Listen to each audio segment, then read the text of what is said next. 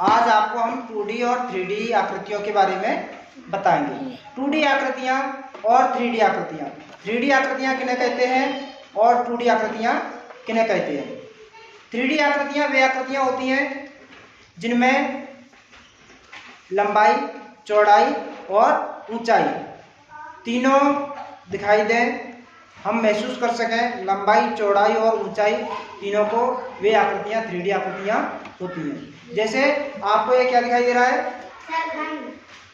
एक डब्बा है। ये क्या है? डब्बा।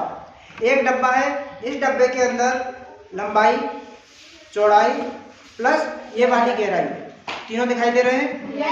तो एक 3D आकृति है या त्रिविमीय आकृति है।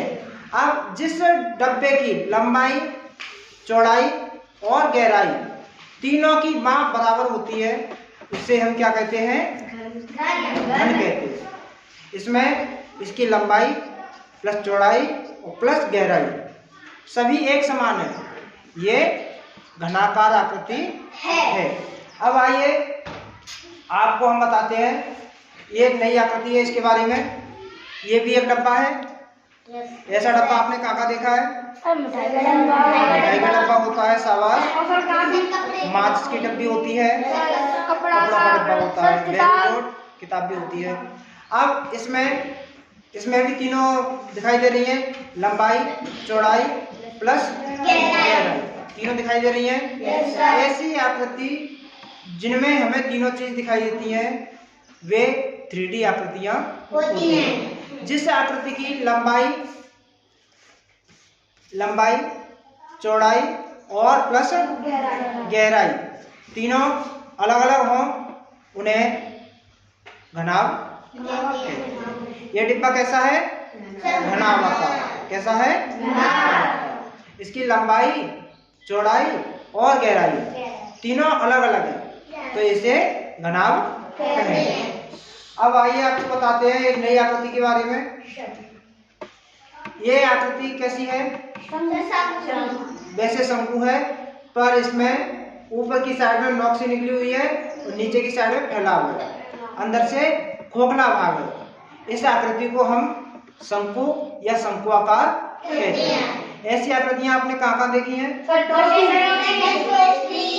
एक बर्थडे की टोपी होती है और क्रिसमस ट्री होता है, मंदिर की घंटी होती है, मेहंदी का कोन होता है।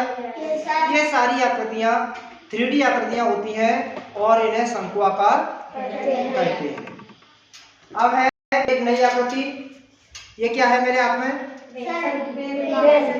बेलन है। ये आकृति गोल होती है और एक पाइप के आकार की होती है। पाइप के आकार वाली सभी आकृतियों को हम बेलनाकार या बेलन कहते हैं। जैसे घर में रोटी बनाने वाला बेलन, सिलेंडर, ड्रम, पाइप, ये सभी बेलनाकार आकृति के उदाहरण होते हैं। लास्ट में आता है ये क्या है?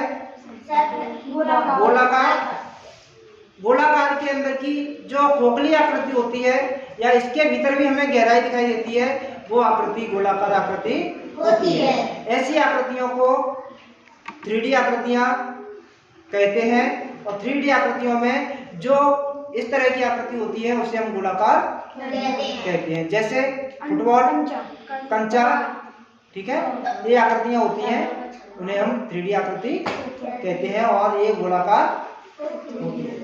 अब आइए आपको बताते हैं 2D आकृतियों के बारे में। 2D आकृतियों में लंबाई और चौड़ाई तो होती है पर उसमें गहराई नहीं होती। क्या नहीं होता बच्चों? गहराई। जिन आकृतियों में केवल लंबाई और चौड़ाई हमें दिखाई देती है वो आकृतियां 2D आकृतियां होती हैं। जैसे आप इसे देख रहे हैं, ये क्या है? एक चौकोर आकृति है। चौकोर ही है ना? इसमें 4 भुजाएं दिखाई दे रही हैं आपको। 1, 2, 3 और 4। इसकी चारों भुजाएं समान है, लंबाई और चौड़ाई एक समान है। तो जिन आकृतियों की लंबाई और चौड़ाई समान होती है उन्हें हम वर्गाकार कहते हैं। जैसे लंबाई और चौड़ाई एक समान है तो इसे हम वर्गाकार कहेंगे। ये एक 2D आकृति है, ठीक है। अब आइए आपको बताते हैं नई आकृति के बारे में। ये भी आकृति एक 2D आकृति है। इसमें लंबाई और चौड़ाई तो दिखाई दे रही है हमें, पर इसमें कोई गहराई नहीं है। जिन आकृतियों की लंबाई और चौड़ाई अलग अलग होती है, असमान होती है, उन्हें हम आयताकार कहते हैं। क्या कहते हैं बच्चों? आयताकार आकृति एक 2D आकृति होती है। एक ये आकृति आपको दिखाई दे रही होगी। ये कैसी आकृति है? त्रिभुज है, 2D आकृति है। ऐसा आपने और कहाँ देखा है? समोसा होता है, शाबाश, ठीक है। ये 3 भुजाओं वाली आकृति त्रिभुज होती है।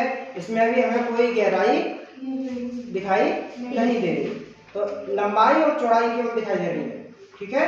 तो ये भी एक 2D आकृति है, इसे हम कहेंगे त्रिभुज। एक आकृति है, ये आपको क्या दिखाई दे रहा है? अंडाकार। अंडाकार आकृति है, अंडे के आकार की।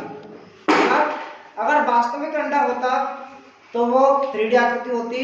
ये केवल अंडे के आकार की तो है, पर इसमें गहराई नहीं है, तो ये एक अंडाकार आकृति है और अंडे के आकार की ही है, पर अंडा नहीं है, और ये एक 2D आकृति है। अब है एक, ये क्या है? वृत्ताकार। क्या है? वैसे गोल भले ही है, पर ये गोल नहीं है, गोला नहीं है। ये एक वृत्त के आकार का है। इसमें लंबाई, चौड़ाई और ऊंचाई तीनों चीज नहीं है। इसमें केवल 2 ही चीज दिखाई दे रही है, लंबाई और चौड़ाई। ये 2D है और एक वृत्ताकार आकृति है।